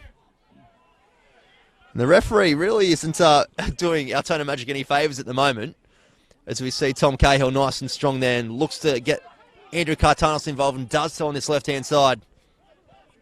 Gets onto his right foot. He's got Lucas Derrick on the edge. He turns and shoots, but the pass is blocked. Into with O'Brien, who invites Wilkins into play. Comes across. He's got Cartanos in a bit of space. Bahini just stands him up, forcing him a little bit wider. Some good defending by the youngster. And Cartanos goes for the fancy flick, and it ends up for a goal kick. It's a great touch there initially by Cartanos to bring it down, but he's struggling on this left-hand side to really break the Altona defence up. But see Heidelberg, they're getting themselves in decent positions. It's just getting that final ball into the box for someone like Tommy Cahill to get ahead on. And I can see Andrew Cartanos being the man substituted for Harry Noon if he is to feature tonight, because you wouldn't be taking off Lucas Derrick. Maybe we might see him shifted out to the left-hand side and Harry Noon back into his standard central position up top. I wouldn't mind seeing Lucas Derrick on the left-hand side. When he does struggle a little bit in the congestion, but when he finds space, he really accelerates well, and he's got a couple of tricks up his sleeve to get past some players. And Gasparis looks for the slip ball in for Mitchinson and John McShane, but they've both made the same run, and you can hear the groans on the far-hand side from the Altona Magic faithful underneath the grandstand. The game is really opening up. There's chances here. It's going to be one of those games that take your chance and you've basically got almost the 3 points locked in. Oh, 100%. I mean, I feel Heidelberg might feel a little bit upset with Altona making a break and possibly scoring, but it's been all Heidelberg in the second half so far, with the midfield really breaking the Altona guys down and applying a lot of pressure, not giving them a lot of time on the balls. Players like Stambolzi, he's not making those kind of stampeding runs. And we mentioned Yellow before. He hasn't had a huge chance so far in this second half. And a chance here on the right-hand side for Yellow, using his pace, and Ruben Way with a strong challenge. And the linesman gives Altona a throw-in on this near touchline. Ruben Way not too happy with that call. Probably the right one. And he manhandles Hassan Yalla. And Cartanos takes it out for another throw-in. He's got to be very careful, Ruben Way. He's been involved in quite a bit in the last couple of minutes, so I'll have to keep an eye on him. And a corner has been given to the Magic, and it's another chance to send some tall timber forward. Potentially make an engraving on the scoreboard. You did mention Ruben Way. He's right in that cheeky line, I would say, and one or two maybe fouls that referee might look towards his pocket, but Altona, they're in it. Nice little 5-minute purple patch here. Another corner. They might find themselves with a nice header if they can find a head. And Stambolzi on his left foot. and finds Stephen Pace all by himself, but the ball does come back out to Stan Bolziev, who will take on Adrian Zara, and will be a throw-in deep in Altona territory. You can see Harry Noon being readied in the bench, having a chat to the Heidelberg coaching staff, so we'll no doubt see his introduction in the next couple of minutes as the throw-in is made to Mitchinson. Puts the ball in, and John McShane is there. Took a touch, and he could have left that for Almazi. Milanovic plays it back to Stojevski just to settle things down. Mitchinson. He's got some space to go central and finds Ruthen, who plays the ball through, looking for Stojevski, but it's intercepted by Sean Ellison. Lucas Derrick's got a bit of space to work with here. Ruthven tracking back onto him.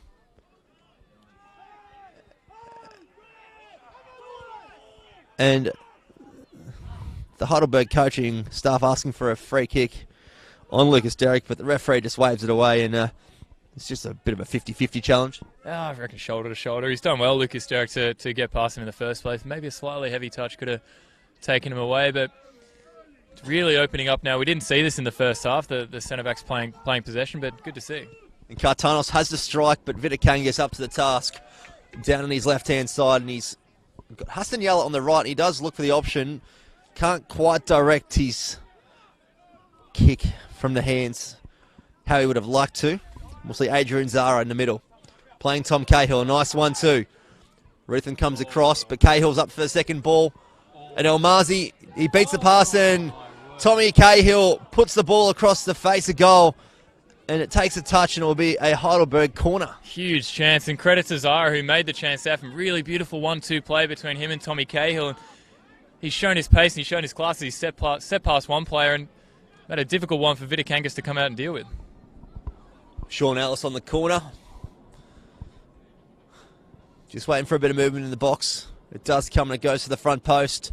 And Leo Melmazi just looks to clear it. Has to be very careful, and Bahini helps him out and puts it out over the sideline just in front of our commentary position. Stepping up now for Heidelberg. You can hear the fans on this commentary side. They're getting into it, and they can feel the momentum possibly swinging in this game. And substitute as we see. And it is the substitution I did call. He's not happy, but Andrew Kartanos is coming off, being replaced by Harry Noon. And Lucas Derrick will make the move out to the left-hand side. Harry Noon into the attacking midfield position. He's got a nice head of hair, and you hear the Heidelberg fans getting around him. He could be the difference maker in this game. He, of course, missed last week due to copping the double yellow and the red card, but he's a big boy, and he could maybe get on the end of this long throw if they choose to put it in the box. I did see a few rumours floating around social media that Western United may be looking at Harry Noon for a spot, so it'll be interesting to see how he goes as Tom Cahill gets on into that one. Someone like him, how do you think he would fare in the A-League? I think he could do all right. He's one of those players that, you know, he's got the skills and he's got the physicality as well. The A-League, not the most possession-based competition, but Western United, they're really putting together a bit of a squad now. Interesting to see where Noon would fit in, whether he'd be in the starting 11 or maybe just as a role player coming off the bench, but should be interesting to see. Disappointing not to see Western United in the FFA Cup this year, because really they have the same start date with pre-season as all the other A-League teams. Maybe quite not as ready as others off the pitch, but they'll be included in next year's edition of the FFA Cup, as that's a couple of weeks away with some big clashes, particularly with the all NPL 2 clash between Bulleen Lions and Moreland Zebras. Of course, Moreland Zebras defeated Altona on this very ground. As you mentioned, I think Western United, they might have a couple of more high-profile signings to come in the transfer window. They are yet to sign a marquee, an international player, so a couple of rumours flying around here or there, but you know, they've made so many clinical additions, and it all started with Mark Rudan, who's come over from New Zealand, but Western United, disappointing to see them not in the FFA. It could have been a chance for their young players possibly to get some game time before their first season in the A-League. And the stoppage, we'll see a chance for Altona Magic to make a substitution. Sam Mitchinson coming off the right-hand side, being replaced by Daniel Kaczynski, returning from injury tonight. Did suffer a hamstring injury before their Round 7 FFA Cup game. And the Heidelberg coaching staff just having a word about the challenges and the treatment on Tom Cahill, and Leo Marzi and Troy Ruthen just telling him to take a seat in front of us. it's a good vantage point. You can see the referee coming over now just to have a word to the coaching staff. Always very animated, the Heidelberg coaching staff. I don't mind seeing that. I don't mind seeing a little bit of passion and always supporting the players. But Tommy Cahill, he's such a tough night. He's limping already and he's keen to get back on. But both strikers have received a fair amount of treatment so far in this game, I'd say. And a challenge at the hip of Ruthven there from Zara, but the referee waves it away. And Ruthven plays the ball down the line, looking for Stan Bolziev. But Stephen Pace up to the challenge there to clear the lines there. Bit of history with Ruthven from his time at Bentley with Heidelberg. Of course, they had a great rivalry a couple of years ago, and Ruthven being part of the midfield there, heavily involved in some of those clashes too. Bentley, they are a very passionate club, and Heidelberg as well, of course. He's made the switch over, but two of these big clubs that we see Altona, they're on the break now. Stan Bolziev has the ball and looks to slip in. John McShane, but can't quite find him on that second ball. But Kaczynski ends up with the ball on the left-hand side. One man, when fully fit, can do some serious damage to opposition defences. And the ball comes in, looking to catch Brendan White off his line, but he's up to the task and does claim it. Got a comment coming through the Facebook live stream from Chris. Any chance of a goal, boys? Yeah, definitely a goal in it. It's end-to-end at the moment, so I can't really see it favouring one side at the moment. It's a fair shout from whoever commented that one. A goal definitely would be needed in this game, and we see the substitutions being made. They are attacking, so both coaches they are looking to produce, but some more offensive chances could be on the. And maybe we could see a goal here. Wilkins on the right-hand side, looking for the back post, but no one's there. Tom Cahill comes in late, takes a slip in front of Vidakangas, and Bahini plays in the rhythm, who goes long up the line, looking for McShane with a good ball, and a poor touch works out well for Luke Biles in the end. Just looks at the sky, and he's up to the task to just regather his misplacement. And Hassan Yalla does well, and Ruben Way goes for a second bite, but McShane's involved there again, and Kaczynski can't find that run at the back post, and John McShane is disappointed with his effort there. But Josh Wilkins does very well on that right-hand side and goes down. Sajewski will earn himself a yellow card for a professional foul on that far-hand side. Very professional foul. As see the Heidelberg players, the game's opening up even more now. Sajewski just bringing him down, but could be an interesting free kick now as Heidelberg look to get one into the box and maybe create a chance. There's definitely a little bit of feeling in this one. If the tension wasn't there in the first half, it's definitely here now. A little bit of niggle coming into this one with about 20 minutes remaining. Sean Ellis over the set piece. He'll whip it in, looking for the penalty spot, and Stephen Pace. Milanovic does well there. And Ruben Way finds the back of the net in the 69th minute and puts Heidelberg United up 1-0 at Paisley Park. It's a fantastic goal by Ruben Ways. Just outside the box now on that right foot. He swung it past Vidakangas. He's unable to get down to his right-hand side, but Stephen Pace did really well to win that first header as it came in, and Ruben well composing himself and finding the first goal here for Heidelberg. And you give him a little bit of space, Heidelberg, and that's what they can do to you as well. The left back pushing up for the set piece, and it is 1-0 here. It is also 1-0 over at George Andrews Reserve. Dandenong Thunder currently lead Dandenong City with a 20th minute goal over there. So the Dandenong derby looking to be a spicy affair, as well as this clash here between Altona and Heidelberg. As you see the ball played back to Brendan White. It'll be interesting to see how Heidelberg approach the last 20 minutes now. Do they try and sit back and keep this 1-0 lead, or do they keep pushing on for a second goal? I think they really have to push on, actually. I think Altona, they possess so much damage on the counter-attack that if they find a lot of time and they find a lot of space on the ball, they could do some damage. But Heidelberg, they've done so well with the press so far, and if they maintain it, I think they should continue to do well. But Altona, they've really got a hill to climb here. And there's a chance for Sean Ellis, and just dinks it over the crossbar.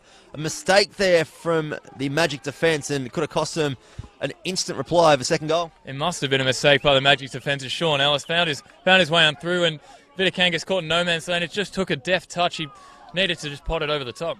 And Altona have some numbers here, and Gasparis looks at the back post for Kaczynski. Still plenty of numbers in the box, and Kaczynski goes for the chip, and it goes across the face of goal. And Goran Lozanovsky absolutely tears shreds off his Altona Magic plays for not putting that chance away. There was numbers in the box, and they just stopped their run. A lot of numbers in the box, and I think the cross, as you said, it almost looked like a shot as he was trying to chip the goalkeeper, Brendan White, there. But Altona, they're finding a lot of space now. In response to that first goal, as we mentioned before, this game seemed like it did need a goal, and it's exactly what we're asking for, is both sides having a cheeky chance here or there on each side. Well, McShane and Hasaniello are in there, and I think the man that copped the abuse from his coach was Stan Bolsiev, because he just stopped his run on the edge of the 18-yard, and maybe that could have been the man that Kaczynski was looking for. As Ruben Way throws up the line, and Bahini puts that over the fence.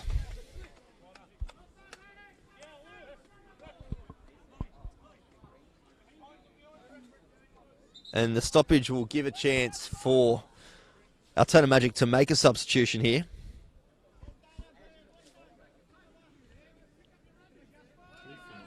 And it would be Gasparis coming off, being replaced by number 13, Davor Trifonov. So the youngster will get some more minutes off the bench like he did last week. It was quite impressive coming off the bench, actually. A bit of a youthful exuberance, you could say. It's good to see the youthful exuberance, especially at this level, getting a chance off the bench. But hopefully he's the type of player that'll compose Altona now as they look to push the ball forward. Well, he's definitely got a lot more pace than Gasparis in the middle, so that'll be interesting to see how Heidelberg handle that. As a late challenge comes in from Ruben Way, and that surely has to be his 5th yellow card of the season. And Bahini's down, and the player's literally having a word to him again, and that is his 5th yellow card. Now he will be suspended for next week's game, and we see the players all come together here. But that challenge, that was not the sort of challenge you want to see, and it was right at our feet. Ruben Way, he's on a bit of sauce tonight. He's looking for every tackle. He's gone. Actually, don't think he left the ground. He didn't catch him with the studs or anything like that. Definitely a yellow card, but he's taken out the Heidelberg manager, and he's 3 people on the ground there, but a little bit of afters as well. Well, I don't know what the coaches from Heidelberg can whinge about there, because if they watch the replay back, they'd be quite disgusted with that challenge. I know I would be if that was one of my players as a coach, but he's finally got himself a yellow card, and that's definitely added a lot of heat into this game, because that's definitely fired up the Altona players, and maybe that's a spark this game needed, a bit of a fierce challenge. A bit of spice added. I think this might have been the Dandenong Derby, but really massive tackle there by Ruben Ways. Altona looked to move the ball forward again, but not unsurprising that he picked up a first yellow there. Oh, to be fair, it was coming. Oh, yeah. As the ball's played wide out to Bahini, the man that did cop the challenge from Ruben Way. Stephen Pace clears it off to Trifonov. And McShane goes down. And Tom Cahill ends up with it. He'll go one-on-one with Dane Milanovic. And Tom Cahill just stops his run looking for a foul, but there was really nothing doing in that challenge. It's a tough one to call for the referee, because Tom Cahill did well to skip past him, and he's giving a little bit of afters as well, but I don't think he copped too much, and I think if he continued his run, he might have ended up on the ball. They're one of those teams, Heidelberg, that they give as good as they get, I suppose, or they get as good as they give, I should say, more so. It's they don't shy away from a challenge, but they're the first to let the referee know if there's anything on them. I don't mind saying that. Let the referee know what he's getting right, what he's getting wrong, but as long as it goes both ways. And Tommy Cahill, wouldn't be surprised if he's feeling a bit sore after this game with the treatment he's copped so far. And to be fair, it's been going both ways. He's let a lot of it go. It's kind of like state of origin in the NRL. Just let it go and see what happens. Let the boys sort it out themselves. As we see one of those boys in Harry Noon put the ball to the back post, looking for Lucas Derrick, and Bahimi does very well to get in front of him there. And Derrick with a good challenge too. And that will be a Heidelberg throw in. A great bit of play there from the youngster. Both players there. Bahimi did well to step in front of Lucas Derrick, but Lucas Derrick again falling to his feet and luckily getting the ball, and Bahimi lucky enough not to cover another fierce tackle from one of the Heidelberg boys. And this one will be a Heidelberg throw-in as well. Deep in their attacking territory, down towards the corner flag. And they're in no rush to get this back into play with around 15 minutes remaining.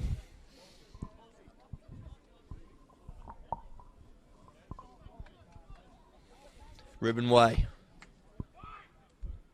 puts it into Tom Cahill, and no one's in the middle of the 6-yard box. And Milanovic just clears it up and gives Altona a chance to break their lines, and Stephen Pace just showing a good bit of turn there to beat Kaczynski, and Adrian Zara with a bit of space on the edge of the 18-yard slits in Tommy Cahill.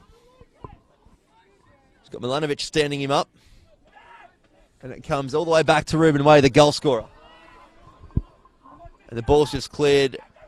And John McShane in a battle again with Stephen Pace, but the ball ends up with Luke Biles, the captain, who goes long, looking for Lucas Derrick, who brings it down off the chest. And Milanovic does well just to calm things down there and plays in the Altona captain, Ruthven, who puts in a great ball, and they're out on this left-hand side to Trifonov, and now Stajevski. It's back to Trifonov. Back to Stajevski. Stan Bowles are looking for Kaczynski there. Can't quite find him, but Sean Ellis has a bit of space on that left-hand, on the right-hand side, I should say. Wilkins goes searching again for that forward ball, and Ruthven's in the middle with it now. A bit of time. Plays in Stan Bowles with a great turn, and he's dragged back, and the referee will call that one up. The Altona player is not too happy, but he's only stopped this one because it has to be a yellow card. If you're going to stop that play, that's got to be a ticket. There's been a couple of those professional fouls now as Adrian Zari pulled him down, and both teams now, they're finding it a little bit difficult to play that final ball, but set piece could prove the answer for Altona as it was for Heidelberg, but about 15 minutes ago. And the stoppage will also see the chance for Heidelberg to make their second change for the night. It'll be Les Dumbalis coming on and Lucas Derrick coming off. So a defensive substitution here with potentially a back five for the remaining 10 minutes. I mean, I think Lucas Derrick, he's put in such a good shift, and he's breathing quite heavily as we see him come off. But Heidelberg, they're proving to go in the defensive route. It's going to be interesting to see if they can maintain the pressure. But Altona, they've got to look to stay on the ball now, and they've got to look to continue the press and work hard if they're going to equalise in this final 10 minutes. Yeah, good shift there from Lucas Derrick. We'll see Troy Ruthven over the free kick. Numbers at back post. Goes to the penalty spot, looking for John McShane, who gets a flick on, and it just beats the back post, and Goran Lozanovsky singing out every expletive under the sun in disappointment, and that was another chance to make it 1-1. As we see another substitution being made here for Altona Magic. It'll be Sammy Knorr finding his fitness again from injury, being replaced by number 8, Robert Stambolsi. A bit of an interesting substitution, this one. He's actually been quite pivotal in their attack tonight. He's not too happy either. He definitely has. He's been the transition player, I feel, for Altona. He's such a big, strong boy. He's been able to move the ball forward, and I think Altona, they're looking to kind of maybe spend a little bit more time on the ball, maybe slow things down a little bit in the last 10 minutes, and you saw that chance. They're just barely scraping past the far post. All it needed was just a little tickle, and it might have gone into equalise. Yeah, not entirely sure that was the right substitution, but that's why Goran Lozanovsky is the coach, and we're on the microphone calling the game as the ball's put into the night sky for Hassan Yalla to try and get on the end of. And Zara does well to get the last touch, and Bahini goes down on the challenge of Ruben Way, already sitting on a yellow card for a challenge on that same man, so he's still not shying away from the challenge.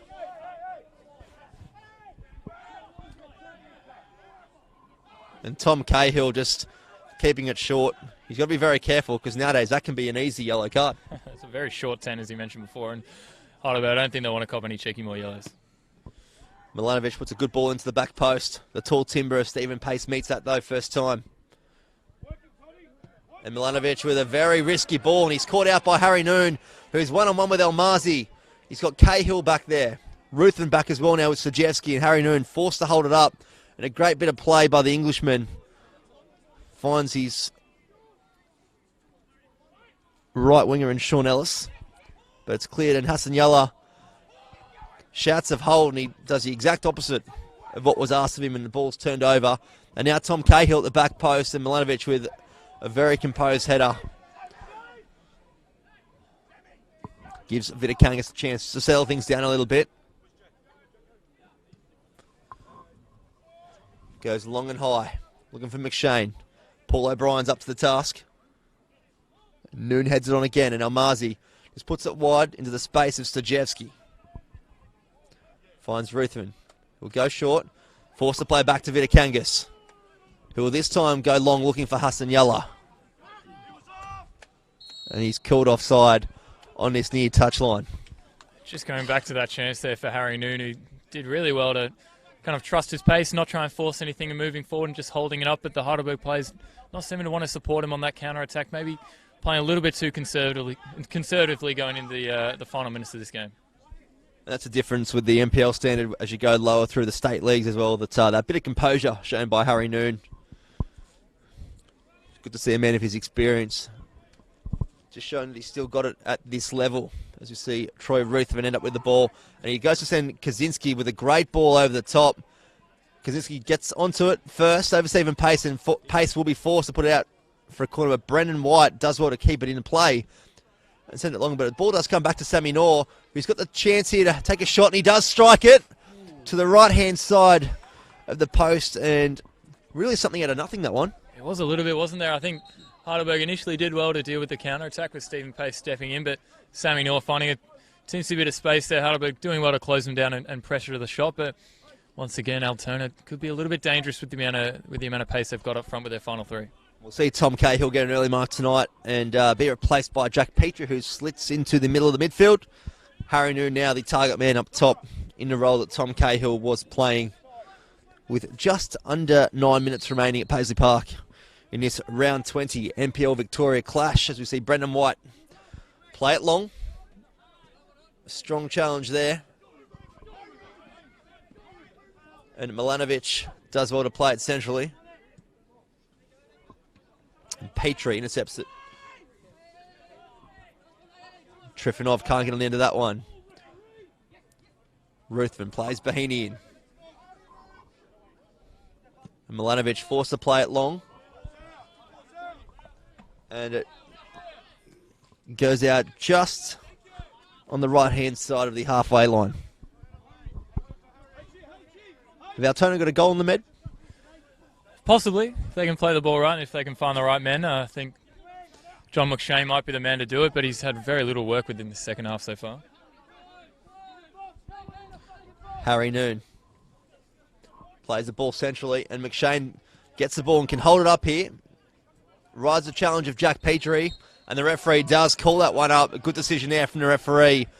And it will give the chance to Magic to actually get some numbers forward, because they were really outnumbered up the top there, and Ruthven spreads the ball to the left-hand side. And they'll force the ball, not the right option there for the Magic. If they want to get back into this game, they've really got to take that out of it in the remaining minutes. I think they've just got to compose themselves a little bit, and I think they've just got to close down that gap between John McShane and his partner up top in Yalla and the midfield. They've really got to find a little bit of experience here and try and work the ball around before trying to play that killer ball. Ruthven plays the ball out left to Sajewski. He's got Kaczynski in front and does look to try and play him in, but Josh Wilkins gets to that one first, and Stephen Pace shows all his experience there to win the ball back, and Wilkins will just send that one long and put it onto the roof of the grandstand.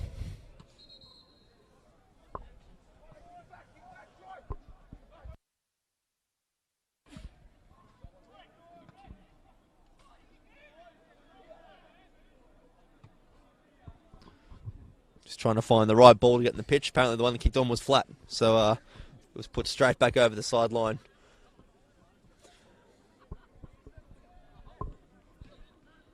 Sammy Noor gets the run across the middle. And Harry Noon plays a great ball into Adrian Zara. And Almazi showing a little bit of trickery to take it off the former A-League player. And the youngster sends it wide. Just scuffs his pass a little bit, but still stays in the field of play. And he continues his run forward. Bahini there as well. Trifonov ends up with it. Rides the challenge of Jack Petrie. And he looks for Yalla to make the run, and just a touch too late. Couple seconds earlier, and that was in. I think possibly as well. I think it's in two minds there whether to hold it up or play that killer ball, but Altona, they are looking interesting now in this final 7 minutes. I think Bahini's escaped with a foul throw there, as Ruthven puts the ball across the left-hand side, looking for Kaczynski, and a great ball to McShane on the follow-through, and Brendan White comes out and scuffs it, and it goes out for a corner kick, and it gives a chance for Altona to make something out of this game and get themselves on the scoreboard. You heard the cries from the Heidelberg fans calling for a foul on the goalkeeper, but I think the referees made a fantastic decision there to reward John McShane for getting there first and getting his head in. And Altona now, they do have a chance from the corner, and one of the Heidelberg players maybe receiving a little bit of treatment now as well. Yeah, I think it was Paul O'Brien that copped a bit of a knock in the back from his goalkeeper, Brendan White, coming out to claim that ball. What have you made of his efforts tonight? Obviously, on the books of the Brisbane Roar, got a couple of games in the A-League last season, then made the move south looking for more game time, but really, he's the reserve goalkeeper at Heidelberg. It's a very interesting move, and I think he's done super well so far. He's, could possibly have kept a clean sheet tonight, but it was a very, very interesting one to see him come down and then find his way into the reserves. But I think he will look to maybe take over the goalkeeping slot, depending on, of course, the help of his first-team counterpart, Theodorides. But see him commanding the box, and he's commanded it really well tonight with a couple of nice punches and catches. And Heidelberg have put all back here. Gives a chance for Altona to have a bit of space on the edge of their 18-yard box. The ball comes in from Yellow to the near post, but it is cleared by Heidelberg. And Stojevski will look to put it back in. And a strong challenge from Heidelberg. One I thought was actually a fair one, and the referee doesn't think so. It was an interesting one from the perspective I had. There was very little ball taken there, but Heidelberg fans might have agreed with you on that one. Bryce, might have been a fair one, but another chance now for Altona to get the ball in and maybe create a chance. And it will be Troy Ruthven over this free kick. Out on the left-hand flank.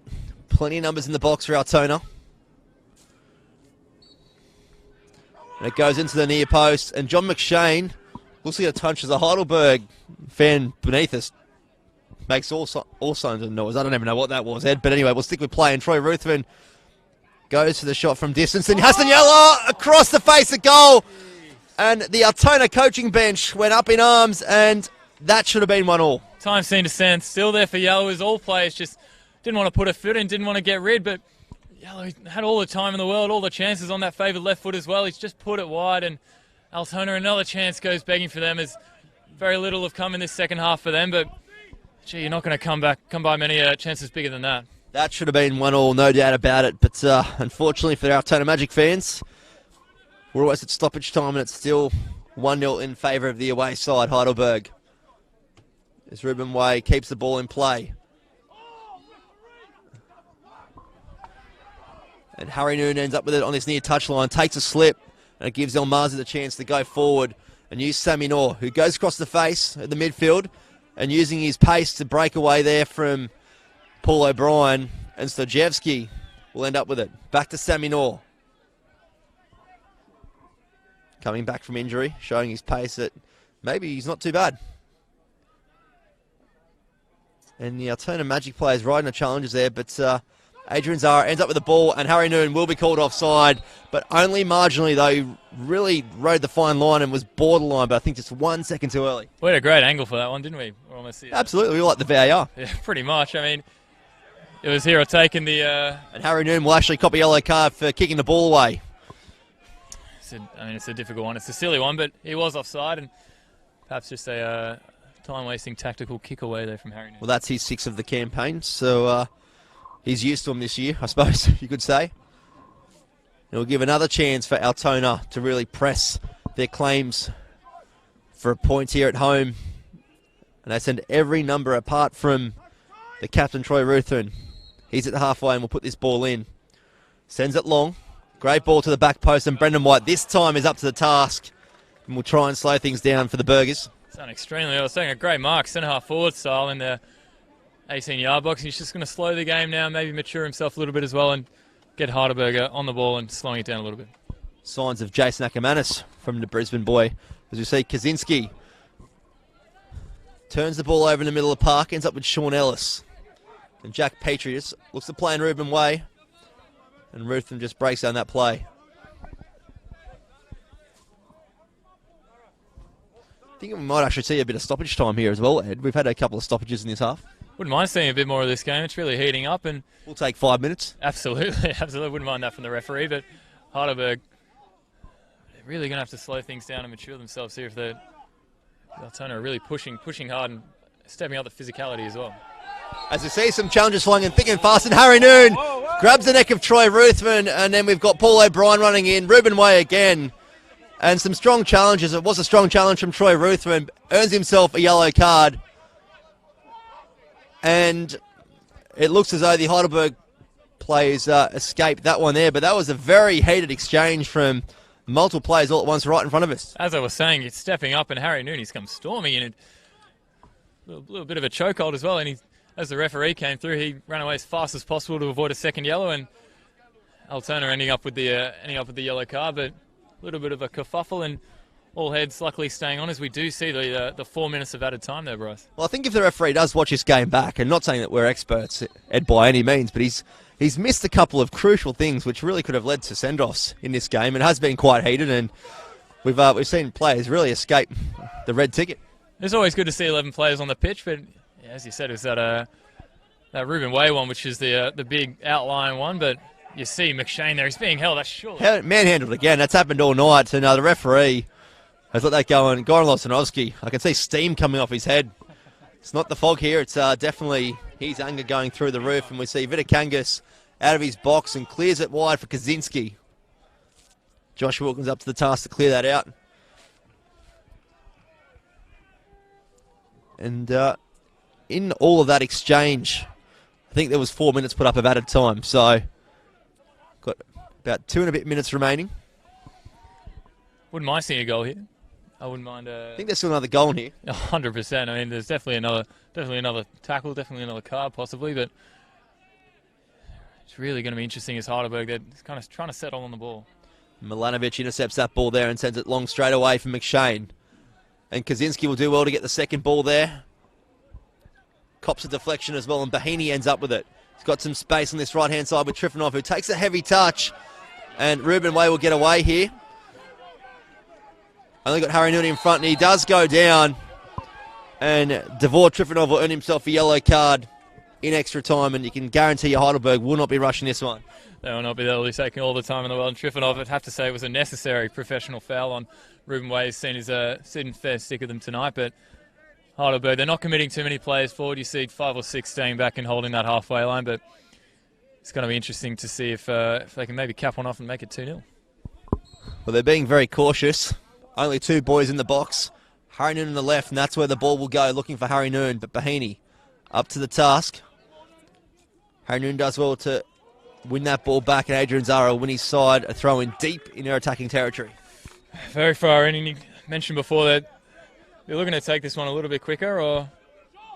Oh no, so Heidelberg through, actually, they will not be taking this quick at all. Definitely not in front of the Heidelberg fans on this left-hand side. And the ball goes straight to the corner, and Yella will put this one out.